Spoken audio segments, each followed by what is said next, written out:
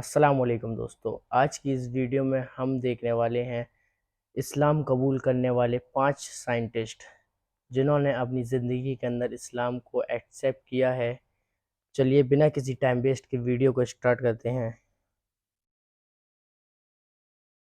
ये हैं दुनिया के वो 5 बड़े वैज्ञानिक जिन्होंने कुरान से प्रभावित होकर इस्लाम कबूल कर लिया। इन वैज्ञानिकों ने कई सालों तक नासा और स्पेसएक्स जैसी संस्थाओं में अपनी सेवाएं दी। कुरान के वैज्ञानिक दृष्टिकोण को सामने लाने में इन सभी वैज्ञानिकों का बड़ा योगदान रहा। इस्लाम कबूल करने वाले 5 वैज्ञानिकों की लिस्ट में पहला नाम विलियम कीथ मूर का आता है।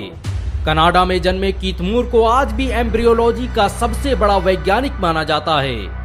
इन्होंने सालों तक टोरंटो यूनिवर्सिटी में एनाटॉमी और सेल बायोलॉजी के प्रोफेसर के रूप में अपनी सेवाएं दी।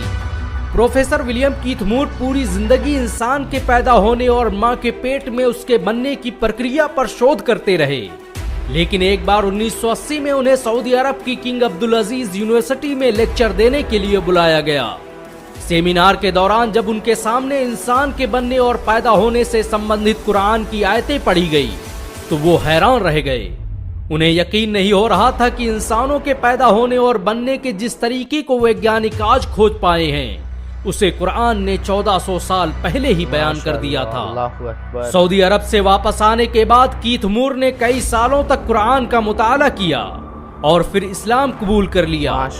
उन्होंने अपनी किताब द डेवलपिंग ह्यूमन में यहाँ तक कह दिया कि कुरान में भ्रूण विज्ञान के बारे में जो कुछ भी लिखा है उसे कोई इंसान नहीं लिख सकता। विलियम कीथ मूर ने विज्ञान के क्षेत्र में कई आविष्कार किए।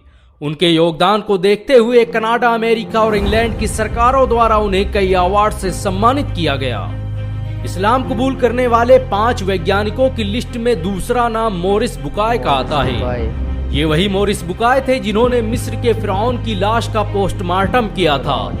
इन्हें आज भी फ्रांस के इतिहास का सबसे बड़ा सर्जन माना जाता है। इनकी लिखी किताबें आज अमेरिका और यूरोप की बड़ी बड़ी यूनिवर्सिटियों में पढ़ाई जाती हैं।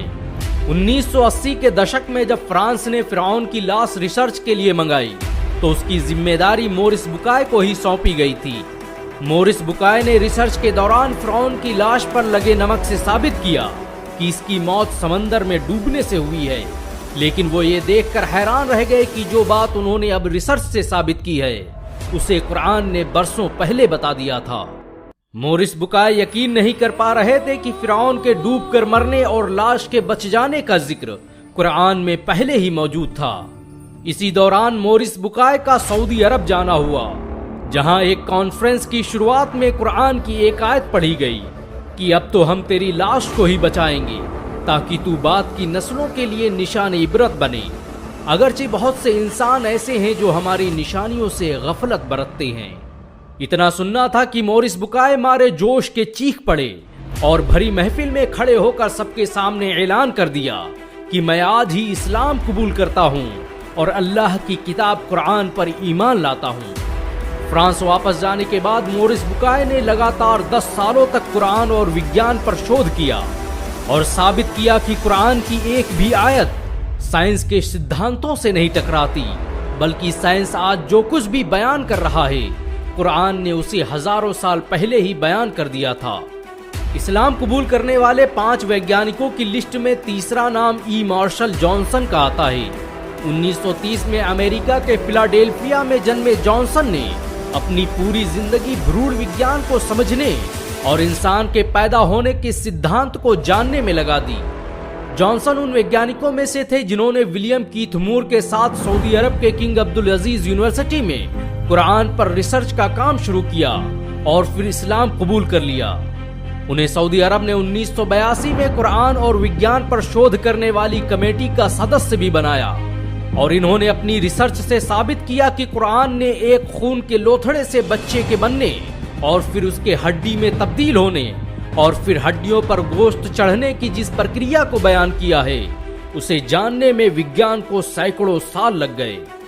जॉनसन के मुताबिक भ्रूण विज्ञान से संबंधित कुरान में जो कुछ भी बयान किया गया है उसे यकीनन पैगंबर मोहम्मद सल्लल्लाहु अलैहि वसल्लम तक अल्लाह के जरिए भेजा गया था। इस्लाम कबूल करने वाले 5 वैज्ञानिकों की लिस्ट में चौथा नाम टी विद्या प्रसाद का आता है। इनका जन्म 1940 को गुयाना के पोर्ट मोरेंट में हुआ था। इन्होंने कई सालों तक यूनिवर्सिटी ऑफ लंदन और यूनिवर्सिटी ऑफ वेस्ट इंडीज में एनाटॉमी साइंटिस्ट के रूप में सेवाएं दी। टी विद्या प्रसाद का जन्म एक हिंदू परिवार में हुआ था, लेकिन उन्होंने कुरान से प्रभावित होकर इस्लाम कबूल कर लिया।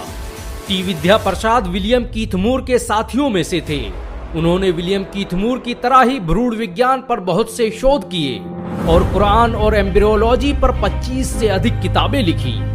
उन्होंने काहिरा में होने वाली international conference of scientific sign of the Quran and Sunnah में भी हिस्सा लिया और बताया कि कुरान में बच्चे के अंदर रूह पढ़ने और जान आने के बारे में जो कुछ भी बताया गया है वो बिल्कुल सही है। उन्होंने कुरान की सूरा मोमिनून की आयत नंबर 14 को पढ़ते हुए कहा कि ये वो सच है जिसे विज्ञान भी नहीं झुठला सकता, इसीलिए मैं आज ही इस्लाम कबूल करने का ऐलान करता हूँ।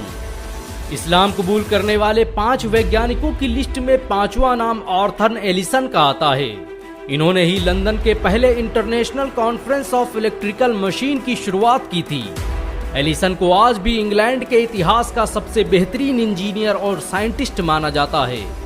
1985 के दौरान काहिरा में मेडिकल इमिटेबिलिटी ऑफ द कुरान के विषय पर जब पहली इंटरनेशनल कॉन्फ्रेंस का आयोजन किया गया तो उसमें पश्चिमी देशों के बड़े बड़े वैज्ञानिकों ने शिरकत की और इन्हीं में एक नाम था डॉक्टर आर्थर एलिसन का। आर्थर एलिसन ने कुरान की सूरा जुमर आयत नंबर 42 पर अपना रिसर्च पेपर पेश किया और बताया कि नींद के दौरान कॉन्शियसनेस की जिस थ्योरी पर विज्ञान आज पहुंचा है, कुरान ने उसे बरसों पहले एक लाइन में ही बयान कर दिया था।